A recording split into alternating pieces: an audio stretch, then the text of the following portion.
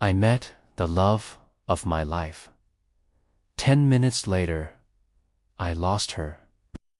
It began on an ordinary afternoon at the train station. The hall was crowded, full of noise. People hurried with heavy bags. Children cried. A man shouted into his phone. I was standing near the ticket office, holding a coffee, when I noticed her. She sat on a wooden bench not far from me, a small suitcase at her feet, her scarf bright red against the gray of the crowd. She looked like she was waiting, but not impatient. Calm, thoughtful, almost out of place in the busy station. I don't know why, but I walked closer. She looked up, noticed me, and gave a polite smile. I smiled back, and somehow, in the next moment, we were talking. Her name was Claire. She told me she was waiting for the 4:15 train to Chicago. I said my train was delayed by an hour. She laughed and said, "That's the life of travelers." Our words were simple, books, music, even the weather, but it felt different. I forgot about my coffee growing cold in my hand. The noise of the station seemed softer, as if a quiet space had formed around us. She was easy to talk to, like we had known each other before. Then the announcement came. Train 52, departing for Chicago, now boarding. Her eyes widened.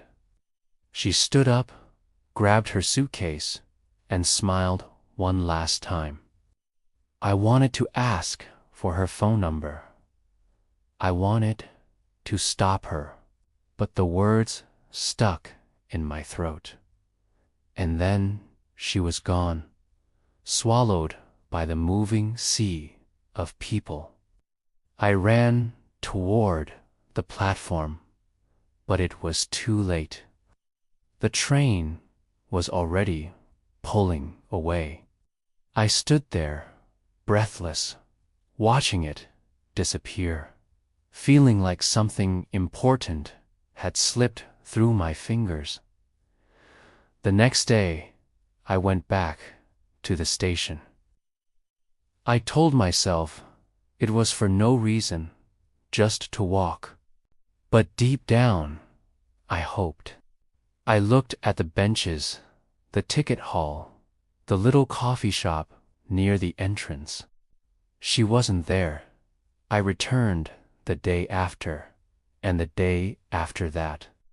Always the same result. The red scarf never appeared. Weeks passed, but I still thought about her. I didn't know her last name, her number, anything, just Claire. Just a girl on a bench with a red scarf and a smile that stayed in my mind. And then the strange part began. I started noticing moments when we almost met again, but didn't. One Saturday, I went downtown.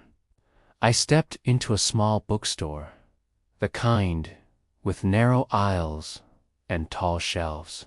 I left, carrying a bag with 2 books. I froze. Across the street, for just a second, I thought I saw her. A red scarf moving quickly through the crowd. My heart jumped. I ran back inside, searched the aisles, but she was gone. Maybe it wasn't even her. Another time, I sat in a cafe with a friend. At the same moment, I was paying the bill. She entered through the side door.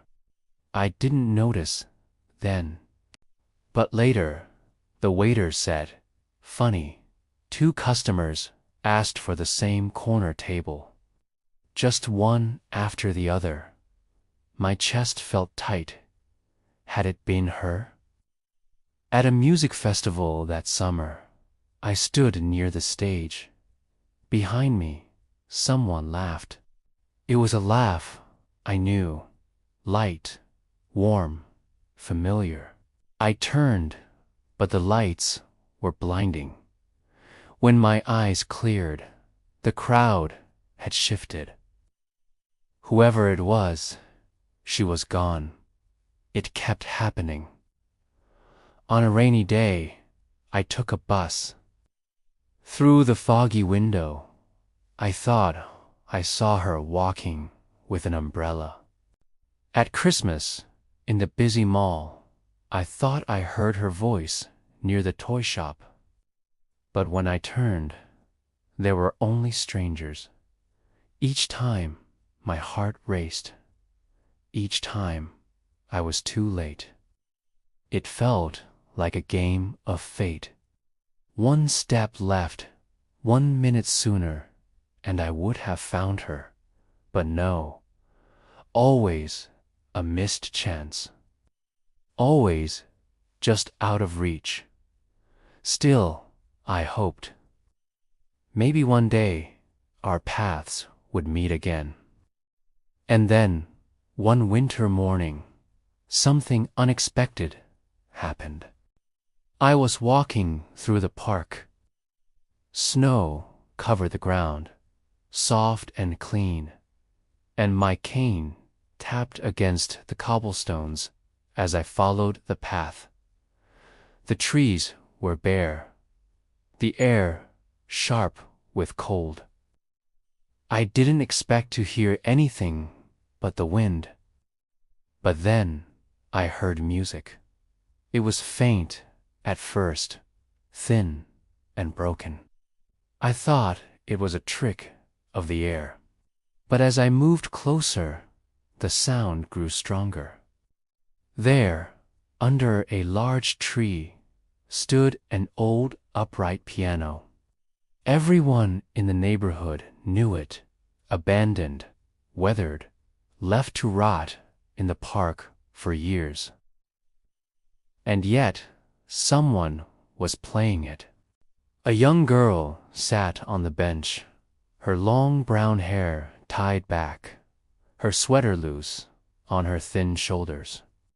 Her fingers moved carefully across the keys.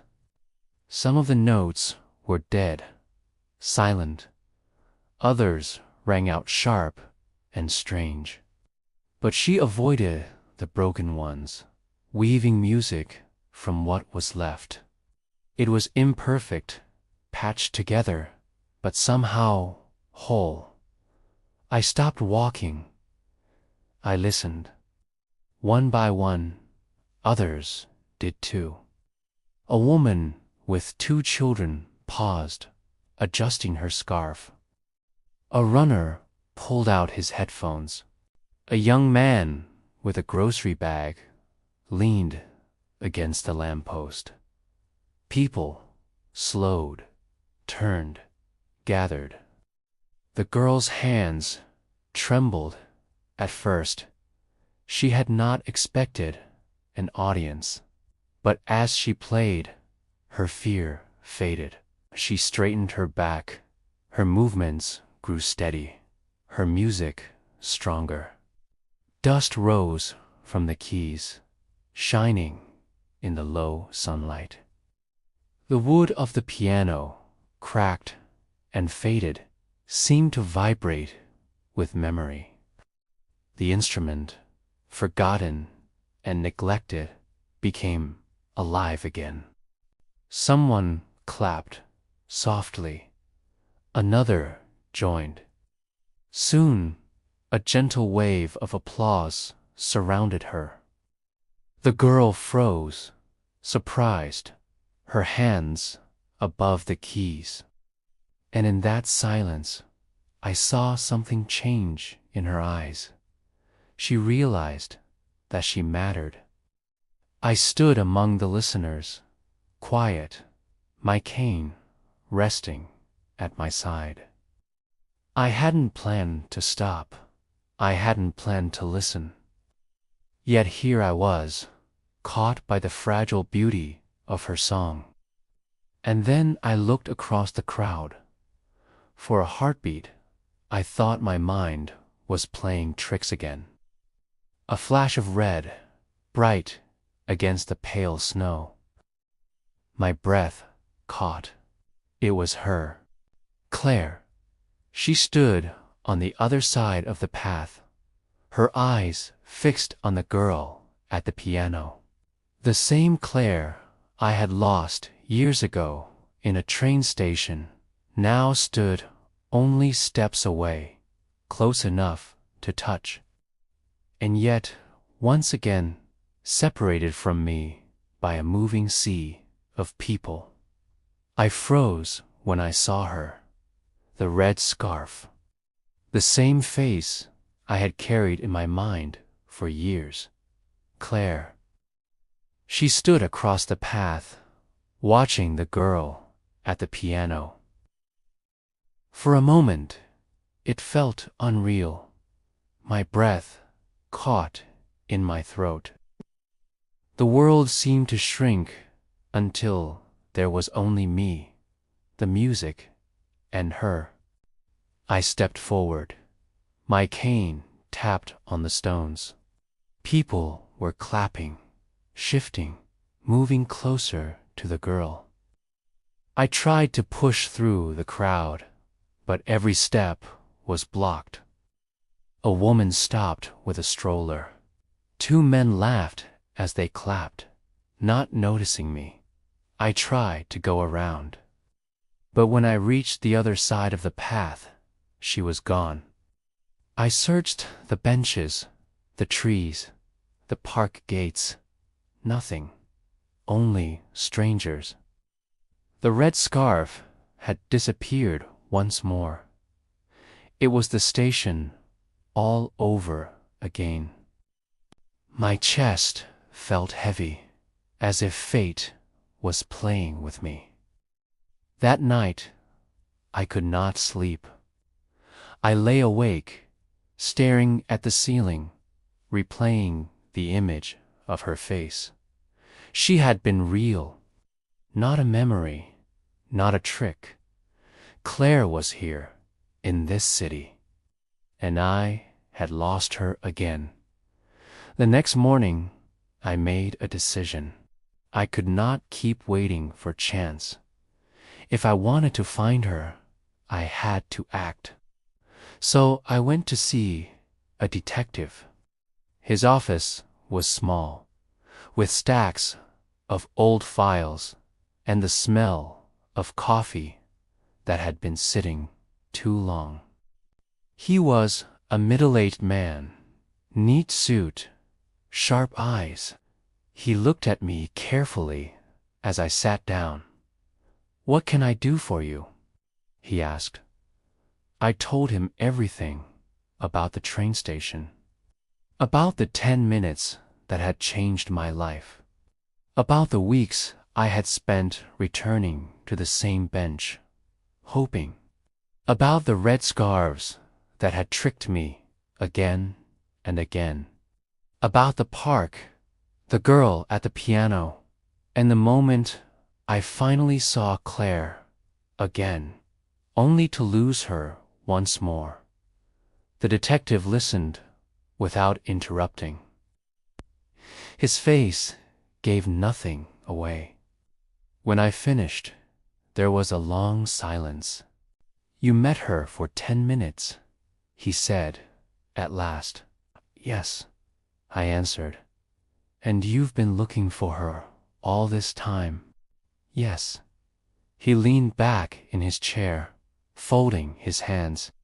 "Most people would have forgotten, or convinced themselves it was nothing. But you, ... He paused. "You want me to find her?" "I need you to," I said. He studied me for a moment longer. Then he nodded slowly. "All right. Tell me Everything you remember, every detail, even the small ones. So I told him again, the train time, her suitcase, the way she smiled, the sound of her laugh, the exact shade of red in her scarf. I described the park, the moment our eyes had almost met again. I gave him every fragment I had held in my memory. When I finished, he opened a notebook and wrote for a while. Then he looked up. It's not much. But sometimes, not much is enough. People leave traces. They buy tickets. They use their names. If she is here, I'll find her. For the first time in years, I felt hope that was not built on chance. He stood, walked to the door, and shook my hand. "Give me a little time," he said. "You'll hear from me soon." As I left his office, the city seemed different. The streets, the lights, even the cold air felt alive again. I had spent years waiting for fate to give me another chance. Now, for the first time, I was taking the search into my own hands. Claire was out there, and this time I would not let her slip away.